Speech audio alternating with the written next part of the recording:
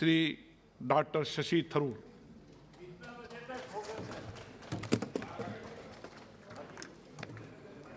Thank you very much, Honourable Speaker, for giving me this opportunity to initiate our debate on the Union Budget for 2022-23, which was presented by our Honourable Finance Minister last week.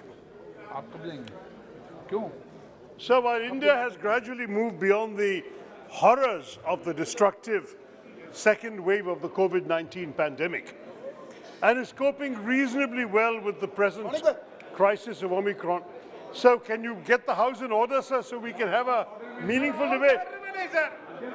Sir, House is not in order, sir. Please, Minister, please, बैठिए, please. एक minute. हाँ, मैं शुरू कर रहा हूँ, शशि जी, शशि थरूर, माननीय सदस्य एक मिनट बैठिए, माननीय सदस्य आप बैठिए एक मिनट. मैं एक मिनट शशि थरूर जी एक मिनट बैठिए. मैं भी बैठ. हाउस ऑर्डर में लाने दीजिए, एक मिनट बैठिए. माननीय सदस्यगण, प्लीज खड़े नहीं रहिए.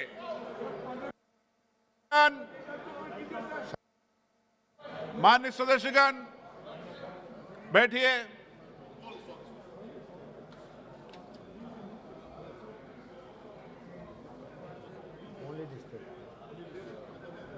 Doctor Shashi Tharoor ji, please. Suresh ji, please बैठिए.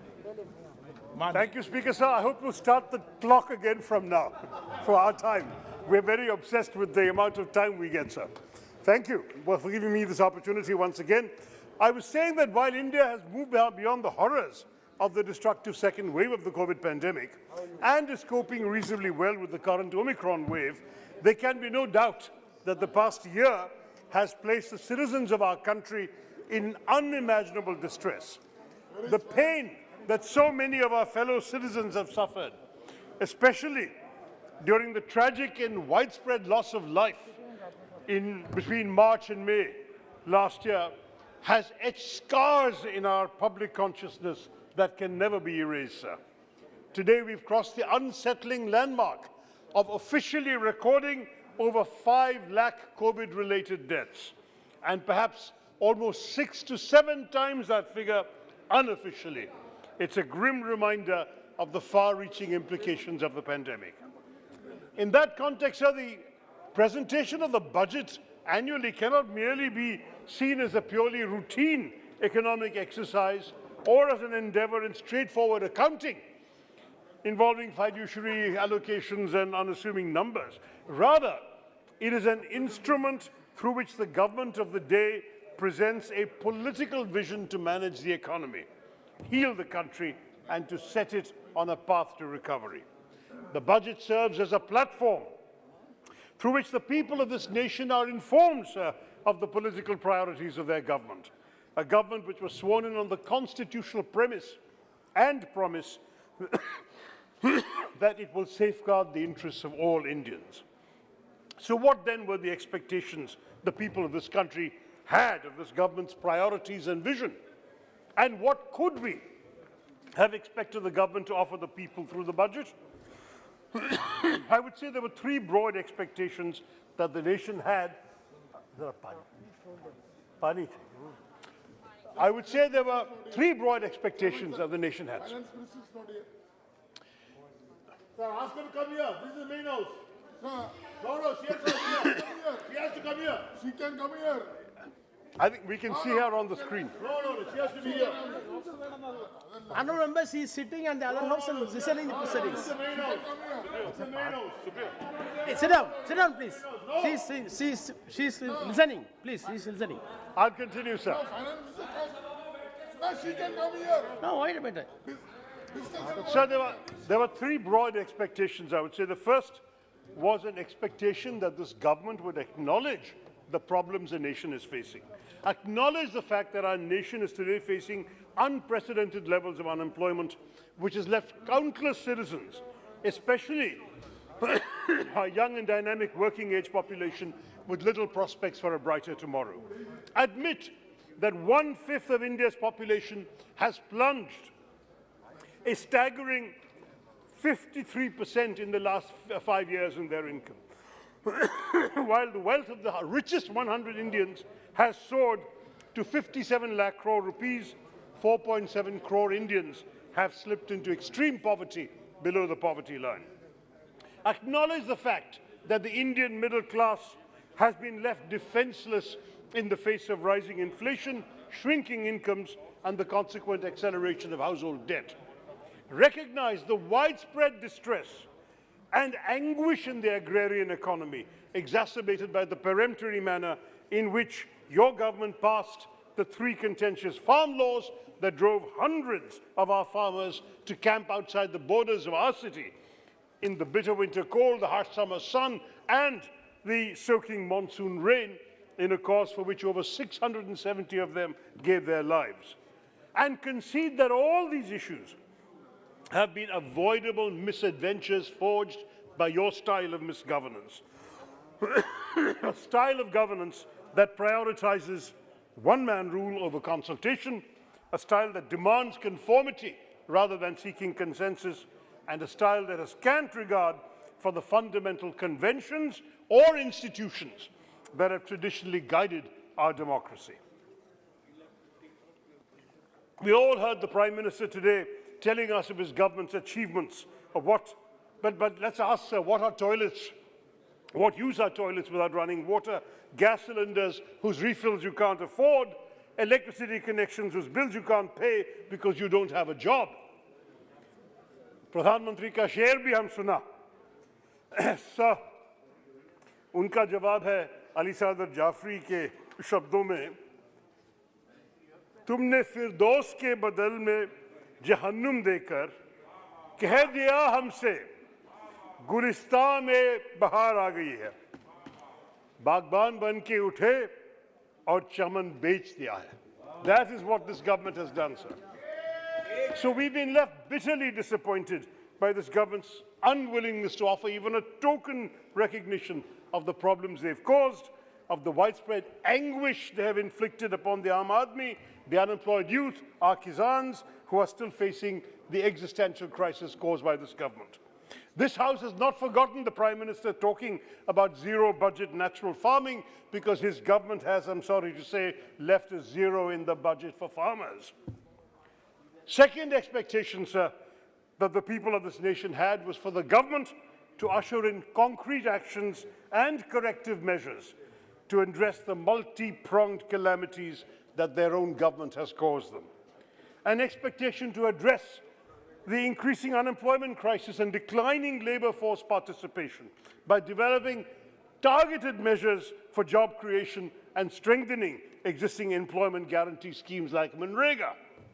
An expectation to provide urgent life support for the MSMEs sector, battered first by demonetization and then by lockdowns.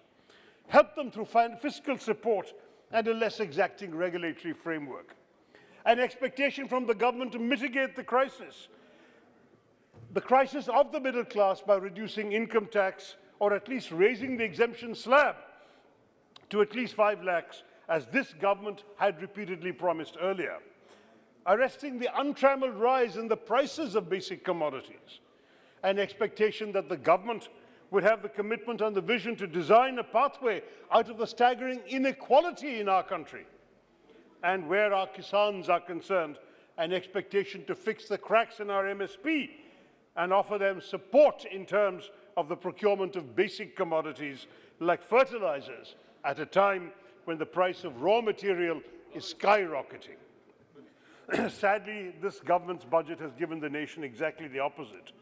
A significant slashing of the MNREGA scheme, more tokenism in credit support for the MSME sector, no changes in the personal taxation regime, and no relief in terms of addressing rising inflation, no targeted efforts for job creations, barring the inadequate 60 lakh jobs over 5 years, a far cry from the 2 crore jobs a year they had promised earlier in the equally illusory Achhe Din, the reduction of budgets for social welfare schemes and significant cuts in schemes for crop insurance, MSP and fertilizers, leaving many farmer groups to term this budget as a revenge budget. In the words of Kamna Prasad, Kal ki khatir आज को बर्बाद करके रख दिया, हम तुम्हारी दूरंदेशी के कायल हो गए। वाह शशि जी वाह। जो थे पस्ती में उन्हें बस ख्वाब दिखाए गए, जो बुलंदी पर थे उनको और ऊंचा कर दिया। That's what's happened here, sir. Now, while none of these concerns were addressed, the people of this country at least expected from the government to learn from the grim experiences of recent times and prioritize allocations accordingly. Then the budget might offer a vision of economic recovery that would guide our nation out of the darkness and distress of the pandemic and the aftermath. But where have we seen this, sir? This government has not learned from the repeated instances of incursions on our sovereign territory by prioritizing, by expanding the defense budget and providing support for our armed forces to accelerate urgent modernization requirements. The government has not learned from our harrowing ordeals during the height of the pandemic to strengthen our medical infrastructure so as to shore up our preparedness in the event of future contagion. The government has not learned to increase allocations to education so as to prepare our young children better to cope with an uncertain future. The government has not learned to attend to the problems of today's Indian citizens rather than stretching the mirage of Achhe Din 25 years into the future into some illusory Amrit Kal that no one in the government will be around to be accountable for at all.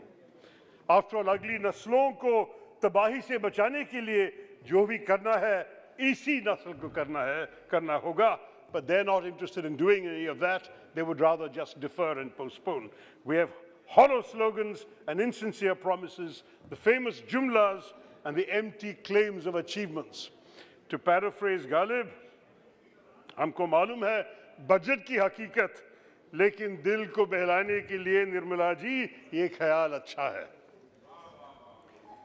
Anyway, I'm sorry to say, Mr. Chairman, that the announcements of this budget simply mask a betrayal by the government of the hopes and aspirations of the people. तमन्ना आसमान की थी, ज़मीन भी ना मिली.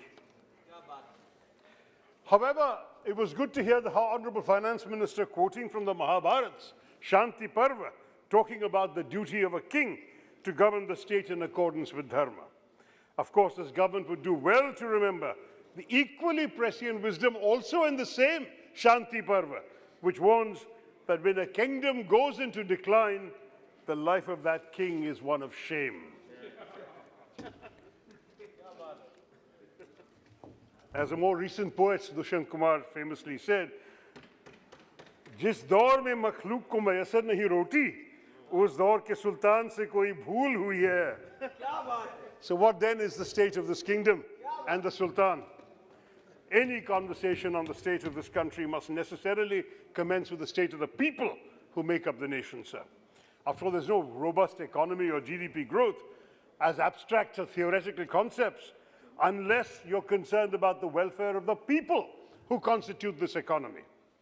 That understanding of our economy is simply not there in our finance minister's budget. Partly as a result of the pandemic and partly on account of consistent failures in policy making since 2014, the Aam Aadmi finds himself in an unprecedented state of distress. The Honorable Finance Minister in her address spoke about how her government constantly strives to provide the necessary ecosystem for the middle classes. I heard the Prime Minister also using this word. It's become the new favorite word of the government, the ecosystem. After seeing the contents of the budget, sir, the Indian middle class would like to know what is in this ecosystem. Was it the disruptive policy of demonetization that denied our citizens access to their own money overnight and caused widespread economic havoc and the unconscionable loss of lives? Was that part of the ecosystem for the middle class?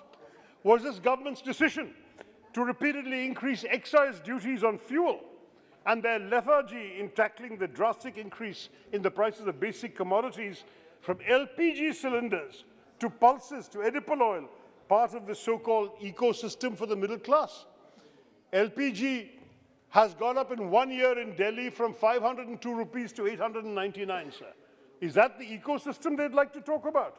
Or was it the proposal in this budget to reduce corporate surcharge from 12% to 7% while offering no change in either personal income tax rates or the slabs which are exempt from taxation at a time of severe economic distress. Is that also part of their grand ecosystem for the middle class, after promising that they would do so in Mr. Jaitley's first budget of 2014? One thing that was made abundantly clear, even if ecosystem is not clear, is that for the middle class and the poor, who are both mentioned a grand total of 2 times in the speech, thereby betraying the real priorities of this government, this budget has served as a definitive and unconscionable letdown. Let's take the unemployment rates, Mr. Chairman. Just last week, the Center for the Monitoring of the Indian Economy published fresh data which pegged the unemployment rate as of January at 6.57%. This is certainly a welcome improvement from 7.9% in the previous month. It still remains higher than the unemployment rates in our country, the worst unemployment rate in our country in the last 45 years. In December, the nation had 5.3 crore individuals, 53 million, who were unemployed, including 3.5 crore who were actively seeking work and could not find any. It's a strong indictment of this government's ineptitude that India's unemployment rate in recent months has grown faster than Bangladesh and Vietnam, sir.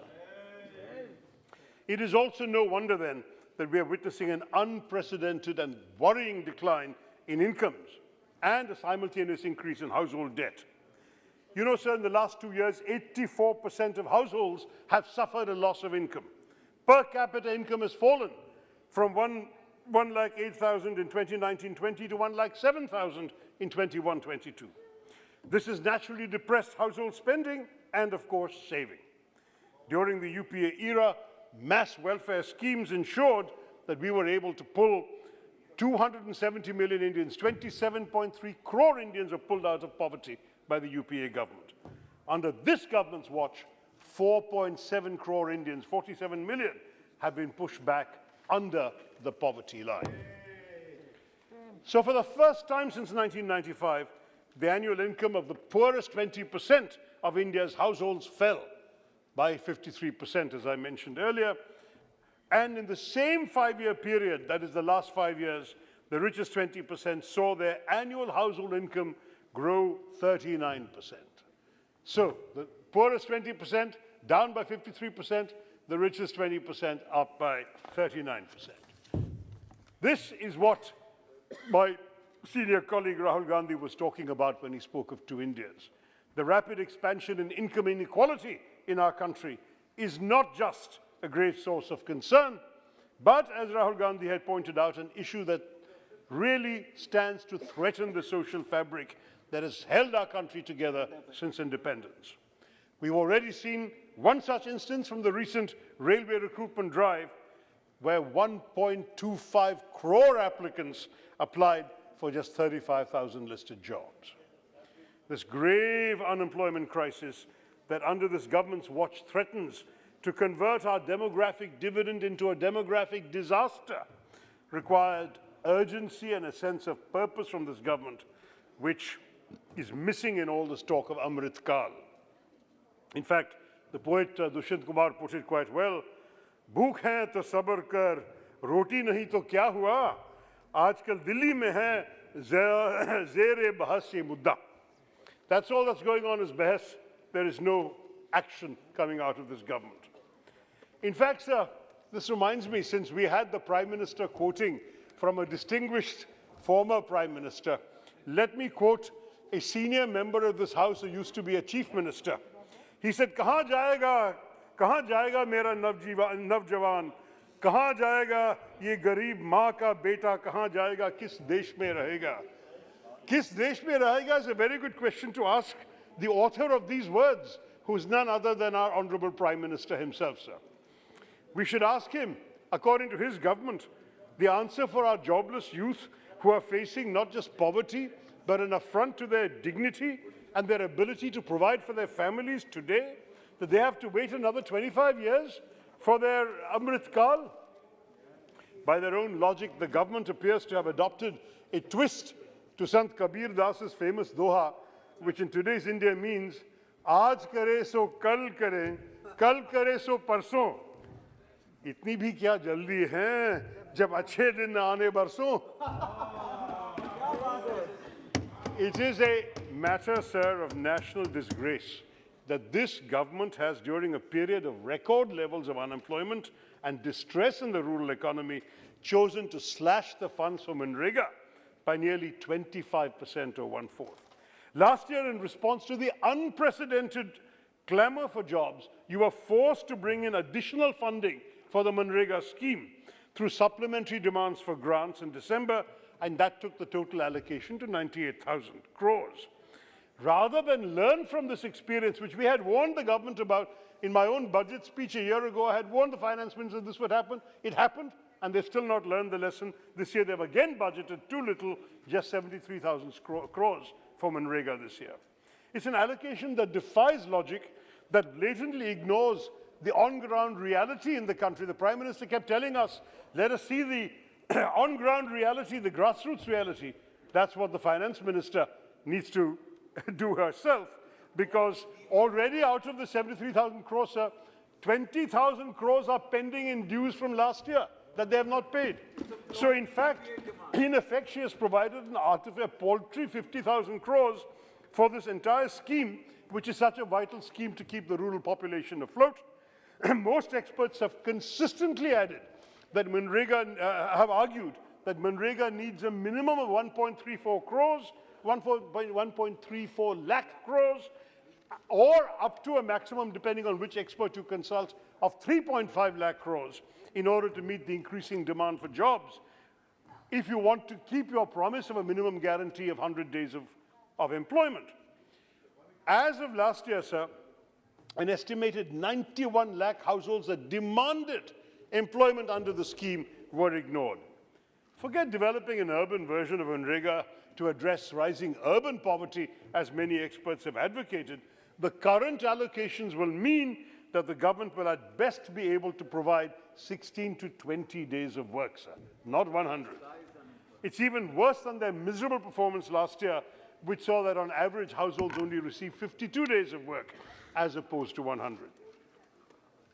So this is supposed to be the Mahatma Gandhi National Rural Employment Guarantee Scheme, but neither the word employment nor the word guarantee is apparently of any value to this government's ecosystem. They have not taken them seriously. They're providing no guarantees and no employment.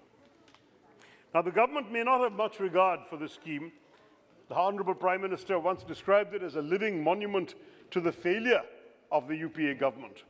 But let me remind my colleagues this evening that it was that very monument of the UPA government that served as a ventilator for the rural economy during the pandemic. A monument of the UPA which provided 13.3 crore Indians with jobs during the height of the pandemic, after this government abdicated its responsibility of shielding our citizens from the economic distress that engulfed rural India. The Prime Minister was criticizing the Congress Party for helping people to go to their homes. But what arrangements did this government make to feed and shelter and look after these migrant workers here, in there, wherever they were? There was absolutely no arrangement made, and that's why they had to go home, sir. And the government remains shamefully culpable for what they have done. The truth is, with all of this distress that they did nothing about, this indeed, Manrega, is a monument of the UPA. Indeed, the government was forced to increase the budgetary allocations to 1.1 lakh crores during the pandemic because it was the only lifeline for our rural people.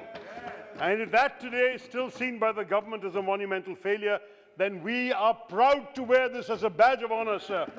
The monument was built by us. The failure is theirs. But this budget has missed a far more vital issue. How will we, in a country where the median age stands at a youthful 28, provide jobs for the millions of our underemployed and unemployed youth? This budget talks about the creation of 60 lakh jobs over 5 years.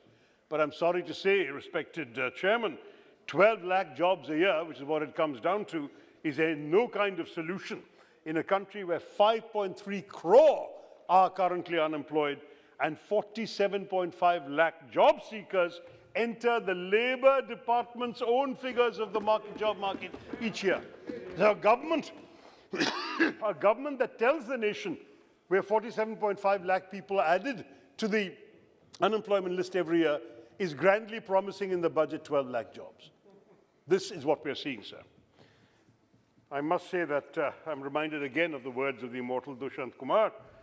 Kahan to तय था उजाला हर घर के लिए, कहाँ चिराग मयस्सर नहीं शहर के लिए. Not even a simple lamp for anybody. That's what this government has reduced us to. Now, one concrete measure to boost employment generation would have been to support our ailing MSMEs, which till the commencement of the pandemic actually managed to employ 42% of the people in this country who had any work. And that's despite the savage blow undertaken because of demonetization. This budget has done very, very little to recognize and support this extraordinary need. While we welcome the announcement of the extension of the ECGLS scheme till March 2023, merely providing credit support is never enough. So it falls short of the recommendation by the Parliamentary Standing Committee on Industry, which urged the government to offer a larger economic package with long-term measures. 60 lakh MSMEs went out of business after demonetization, and SIDBI, the Prime Minister seemed to refer to it, they pronounce it slightly differently. SIDBI says that 67% of the remaining MSMEs that they surveyed closed last year. So you may disagree with our and SIDBI's assessment of the MSMEs that your policies are forced to close, but that's a bit rich given your own admission that the government does not maintain any data on this. So I don't know how they can disagree with us. But the scale of the challenge has yet been reaffirmed by the SIDBI report, the most recent one, which highlighted not just the closures, but that more than 50% of MSMEs witnessed a decline of more than 25% in their revenues. So what was the PM talking about when he praised himself, patted himself on the back about MSMEs? I don't know. Now, rather than offering concrete support, sir, this government had failed to provide basic interventions such as the restoration of the interest subvention scheme or a reduction in GST rates, the good and simple tax, which is neither good nor simple. That's the story we have in the country. It's leaving manufacturers of auto parts with a 28% slab. The garment industry, GST has been hiked from 5% to 12%. How are you going to get the economy to flourish without any concessions in these? And the MSMEs in these sectors are just suffering terribly, and already the rising costs of commodities like fuel, particularly with this government's taxes on fuel, on petrol and diesel, has made them even more unviable. Now, the treatment of MSMEs mirrors the manner in which the agrarian economy, which is the other mainstay of employment in our country, has been shortchanged in this budget. Forget the promise of doubling farmer incomes by 22-23. Do you remember that promise, sir, from the Prime Minister? They've wisely not repeated that promise this year. There was no mention of farm incomes in the budget at all. No mention. Not only has this sector's share in the overall allocations declined from last year, but their announcements have left farmer unions alleging an attitude of revenge from this government for having been forced to retract the poorly conceived farm bills. Sir, I'm entitled to a few more minutes, sir. I lost a bit at the beginning because of people's disturbance. So I just want to say, sir, that the government has only marginally increased the total allocation for agriculture by a miserly 4.4%, while slashing funding for key schemes like the Pradhan Mantri Fasal Bima Yojana down by 3.1%, significant reductions in key subsidies, including for fertilizers, down 25%, and of course for petroleum, which is down by 11%. So they can talk about increased procurement under MSP, but this is only restricted to wheat and paddy. And as farmer unions have pointed out, the number of beneficiaries of the MSP regime has fallen by 17%, and the quantity procured has fallen by 7% in the last year.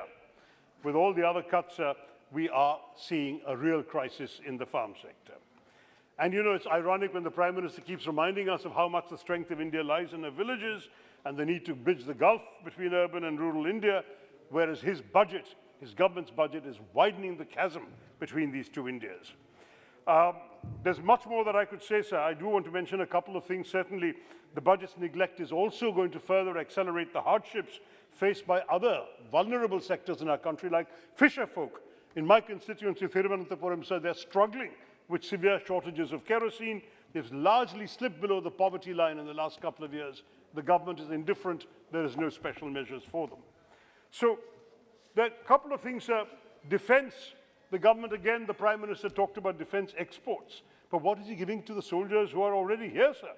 The overall budget for defense has increased 4.3%, but it's actually a nominal decrease once inflation has been factored in.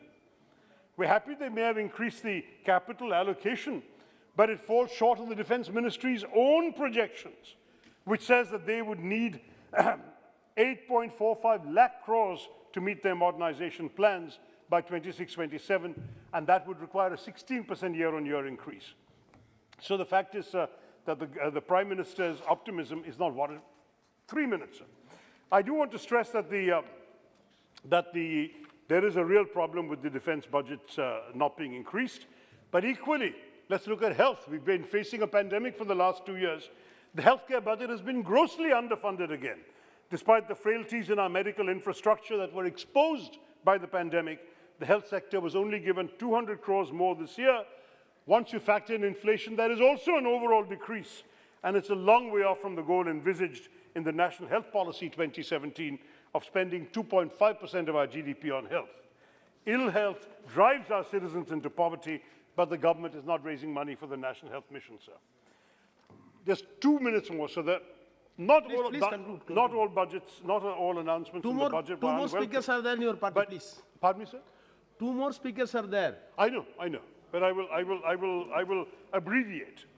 I do want to stress a couple of things in particular.